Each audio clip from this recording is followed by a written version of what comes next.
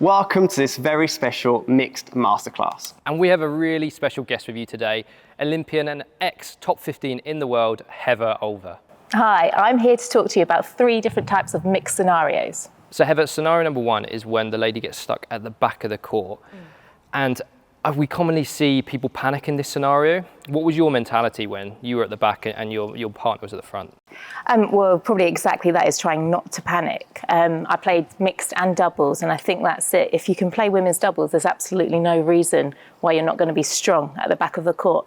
And not only that, but the lady being at the back actually changes the pace of the game a little bit, because yes, maybe don't hit as hard as the men, but you're creating different angles as well. So then technically you're trying to set your partner up at the front, so hopefully the shuttle's coming up to your partner at the front a little bit more.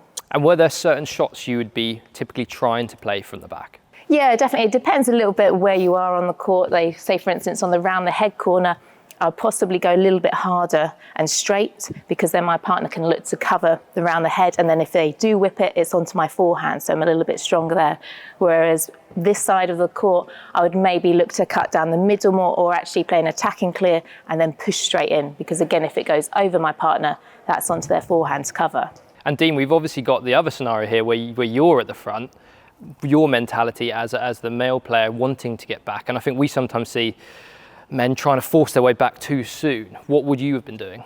I think, as Heather was saying, we have to see this isn't a weak position where a lady's at the back and the man's at the front. We can still be very dominant. I think problems come, particularly at club players, when the man's at the front, is they want to rush back because they feel like they have to, rather than being the right time to rotate. So I would trust my lady behind me, making sure they're playing maybe good downwards attacking shots, which enables me to feel bolder and as Heather mentioned already, look for that interception and try and apply pressure from the front, rather than feeling like I'm always wanting to move backwards. So Heather, we're obviously not saying this is our strongest position. We would generally try and still have lady at the front and man at the back. So when you are at the back, how is it you would work your way forwards? What shots would you play?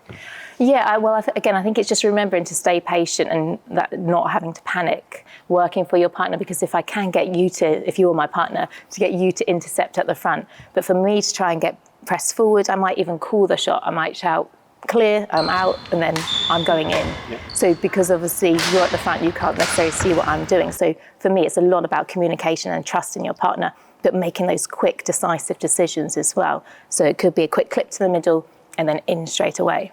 And I think with that communication is so key, something that we see automatically at world-class level, but actually club players very quiet and almost expect to know what the other person's doing. That communication, very, very important. Yeah, definitely. I think obviously the more you play with someone, you have that understanding of what shots are coming, particularly, say for me as the lady at the front, knowing what position my partner's in and kind of then expecting what shots they're playing and what to anticipate. But yeah, if you're not getting that constant practice together, it's quite tricky. Therefore, actually calling every shot sometimes, particularly if you're trying to, as the lady, get forward, is crucial. Yeah. So scenario number 2, and this is one we often see with players getting in their head that the man just stays at the back and the lady covers the whole net.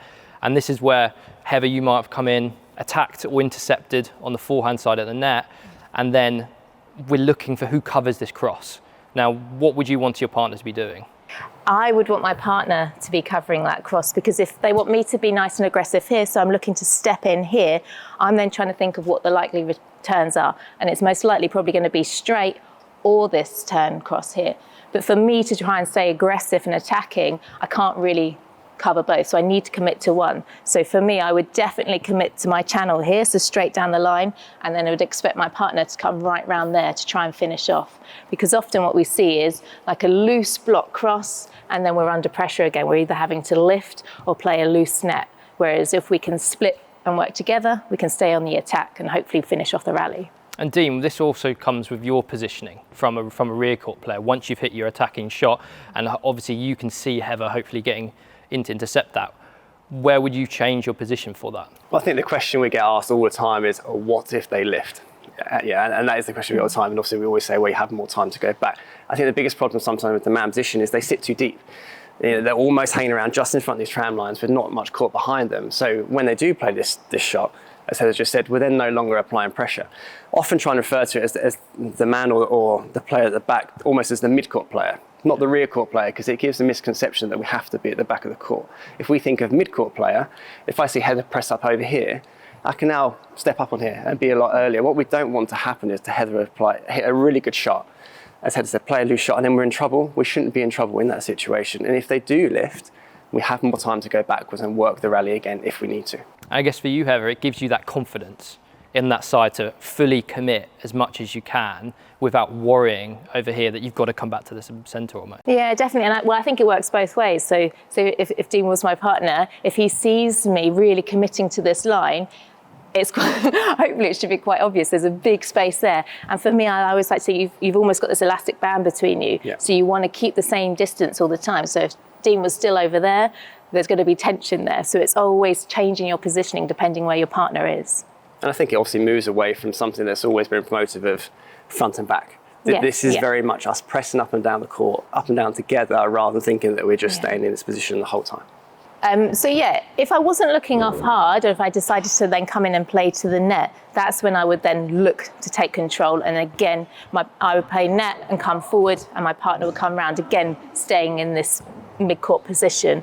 To get forward again, I would probably try and play net slightly more into the middle, so then it cuts down my opponent's angles. Whereas if I play straight, then it is quite tricky to cover the straight and the cross. And the reason for this is because you've limited their options to either net, which is for you to take, or the lift. And this mid-court flat shot is sort of out of the equation here. Yeah, exactly. Hopefully my net is good enough that, yeah, they're going to play net back, or it's either going to have to be a lift.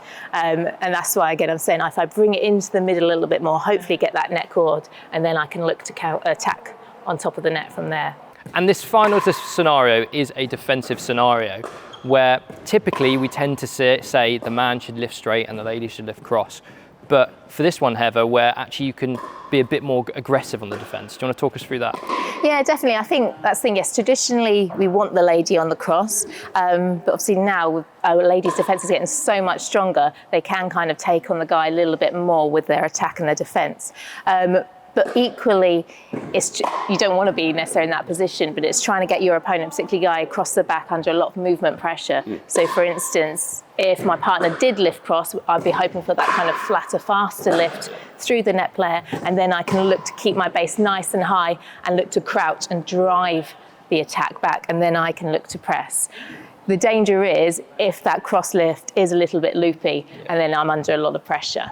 So the main thing here is, one, the man's slightly off balance, which is going to make his smash a lot weaker, and you're then trying to counter that scenario. Yeah, definitely. It's just having that awareness of where your opponents are and their body positionings. That can give a lot away. So if I see them, particularly if I'm coming in on this side and they're around the head and they're leaning, I definitely want to be then stepping into the shuttle. If I see they're in a confident, big position, then I'm going to have to sit back a little bit. And it comes back to similar to what we spoke about in scenario number 2, that it depends where they're making contact with the shuttle. Yes. So if they're taking it low, what we're expecting is they can no longer hit a steep. So it's a waste of time you feel like you're prepping with your racket down. So you said you're taking a much more aggressive position. And it's just making sure that we get that height right on that cross lift. Because what we don't want to be doing, as you mentioned, is bringing you back away from the net and having to come with your racket in a low position. Yeah, definitely. And like you say, if you think about it as well, when you are defending, if you're trying to defend from right back here, it's so hard to get the shuttle back, particularly if you've got an active lady at the front of the court. You're going to have to try and create something really special. Whereas if you can keep your body positioning and stay confident and positive and you can press, then you can do something more with the shuttle. Well, hopefully this video has answered a few questions of some different scenarios people tend to struggle with in mixed doubles. But Heather, do you have one takeaway for everyone when they're playing mixed doubles? Yeah, I mean, from a personal view, and so as the lady, it's just being really decisive in what you're doing. If you're decisive, then your partner will feed off that and move to the different spaces. And again, communication, keep communicating, keep working together. And as always, if you like this content, please hit the subscribe button and head over to our Instagram and give us a follow.